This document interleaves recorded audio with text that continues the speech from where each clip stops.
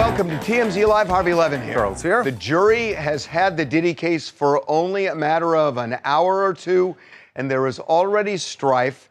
And we are going to talk about what this means. But short story, the jurors sent a note to the judge already saying that juror 25 cannot follow the judge's instructions.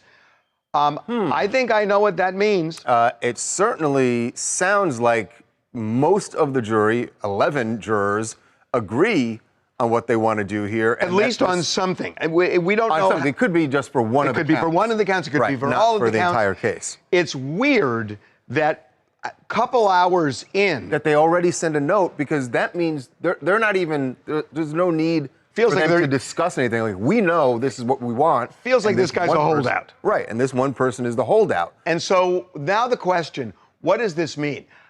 The only thing I can think of is if there are 11 people on one side, and again, we're guessing this. Who very quickly know what they want to do. Because if there were 5, why would they single out this one if 4 others felt the same way? Right. So it seems like this one guy feels differently from everybody else, and the everybody else part that has tried to convince this one guy, you got to look at the jury instruction, the judge's instructions, right. And the juror is saying, I don't care about the judge's instructions. At least that's the way the other 11 see it. And it's not that he doesn't understand. We don't think it's that he doesn't understand the actual instructions, because what we know of his background from the jury selection process, he's a very educated man who's got a PhD in molecular biology. So 51-year-old white guy. I don't think there's any. I've so resisted guessing in this case, because you'd never know. But because it's this quick. It just feels like to me that this guy is saying, because it's the only thing that makes sense. I don't care what the judge is saying. I am not going to find Diddy guilty on whatever the charge is, whether it's racketeering or whatever else it is, because, for example, this feels like a bedroom police prosecution. It could be something that goes, this is called in the law, if this is the case, jury nullification, where a juror says, I don't care what the judge is telling me. The right thing to do is something else. That's what it's feeling like to me. So if we were going to guess here, it's that the 11 are saying convict him. On one of the counts. That's what it feels like to me. So when the note was handed to the judge explained what was going on to the prosecutors and to Diddy's defense. They all came up and had a meeting about this. What Mark Agnifilo, Diddy's co-lead attorney, said was, just tell them it's really early, Judge, and they should get back to figuring it out.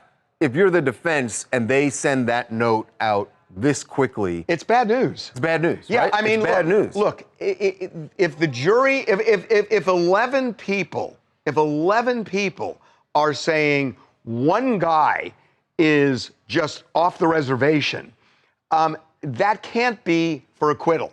It just can't. Yeah. I tend to agree with you. There's a small chance. I tend to agree with you that a bunch of people are saying the government just didn't prove their case, and this one man is saying, I don't care, Diddy's a dangerous person, and I don't want him on the streets. That's possible as well, that he's a holdout for the prosecution. I agree it's more likely your scenario, but I could also see them saying, look, he shouldn't be on the streets, and I don't care what the hell Rico says, I'm convicting him no matter what. And by the way, again, I want to underscore what Charles is saying, even if we're right, this could be as to one count. Right. It could be as to all counts. We don't know. 4 counts, and it's just shocking to me. Look, I covered 5 counts. So. I covered the O.J. Simpson case, and it was a 9-month trial, and the jury took 2 hours. So, this is actually a little more complicated, because in O.J. it was just, did he do it or did he not? Or was there a reasonable doubt? Here, there's RICO, and there's sex trafficking, and there's all this other stuff. So it's more complicated. It is just weird to me that they're coming in this quickly and this apparently unified, with the exception of one guy. It's kind of stunning to me. Allie from Bethlehem, Pennsylvania. I think Diddy is going to be convicted on the RICO charge, particularly because he interfered his business and his personal gains for his personal gratification, for sexual gratification. Although this jury question is a bit concerning, I don't know. Are they hung on the reasonable doubt? Well, the thing is, we don't know what this guy is doing. Right, we don't know which way he's I will leaning. say, just because the 11 people are saying he's not following instructions doesn't mean he's going to get kicked off. I mean, the judge is going to have a huge problem on appeal if he does that. Right. Because then it's going to look like the trial was rigged. Right. So the judge is going to be very slow to get rid of this guy. They may do some clarification, but I would be stunned if at this point, this early on, The judge got to send them back and say, work Just on this. keep working on it, guys. Yeah. Okay, we will see. We're moving on. Yes, to the Bezos-Sanchez wedding, which is over. I think by the time it actually happened, everybody was like, all right, enough already. Enough. Even the guests. Well, now what has happened is some people have, from the sidelines, decided they want to sound off. And Rosie O'Donnell is the latest with a pretty scorching attack on Jeff Bezos, on Lauren Sanchez, even Oprah. So this is what she posted that photo and then said, the Bezos wedding, it turned my stomach seeing all these billionaires gathering in the gross excess of it all, the show of it, and his fake fembot wife, who looks like that. Why would he choose her after the salt of the earth Mackenzie? Okay, that's crossing the line there. I mean, First of all, the photo on the right is a made-up photo that has been going around on the internet. That's not her actual face, but that's beyond the point. Whatever it is she looks like now, clearly Rosie is taking issue with that. I just find it's weird that Rosie O'Donnell is making attacks on people's appearances when she had that done to her for years by Donald Trump. right, and it was offensive. Yeah. Rosie wasn't the only one they came after them. Charlize Theron, she was speaking at an event over the weekend, and at one point she told the crowd, I think we might be the only people who didn't get invited to the Bezos wedding, but that's okay because they suck and we're cool.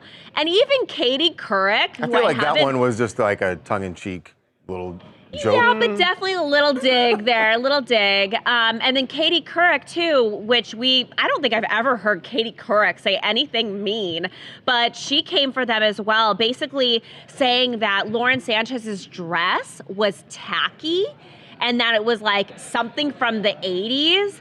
So, Well, no, she was not saying the dress was something. excess. She was saying the wedding itself was something from the 80s, meaning Big hair and conspicuous consumption ruled back in the 80s. conspicuous consumption. Apparently tacky is that back. was, that was Wall Street with Michael Douglas. And that's what they're talking about, which is that, Again, this is about he's super rich. Look at how they're flaunting the wealth. I think that's what they're really and that's fine. I get that people are going to have that reaction, but why turn it into personal digs? By the way, Rosie also said in her comments, she said, why is Oprah there? Does Oprah actually like Jeff Bezos? And then she went on and had more. I will things to say about him. there was a lot of curiosity in our morning meeting today about some of the people who were invited. For example, Sydney Sweeney. What's the connection between Sydney Sweeney and The only Jeff one that I Bezos? remember is was it the Oscars? Maybe yeah, it was I think after it the was Oscars where they were all Oscars after partying party. together. But we've only seen them in one photo together, Yeah. and there's other celebrities too. What Like, about what about Kylie? What about we, Kendall? We get why Kris Jenner was there, and maybe Kim, but why was Kylie there? Why was Kendall there? Why was, Leo Chloe was there too, DiCaprio yeah. there? Like, we've never seen them really hang out with Leo DiCaprio. No, they've hung out with Leo. Yeah, no, before. they've hung out with Leo. They've hung out with Okay, Leo. but, They've like, hung out with come on. Orlando. Who's Your the close family and model, friends. the SI model that was there? Brooks Nader was there with Brooks her Nader. younger That sister, one seemed Sarah. Strange, definitely. Yeah, look, the criticism is that they went through a list of here's who's hot right now, and we're going to invite a lot of hot people because we want that attention on this thing.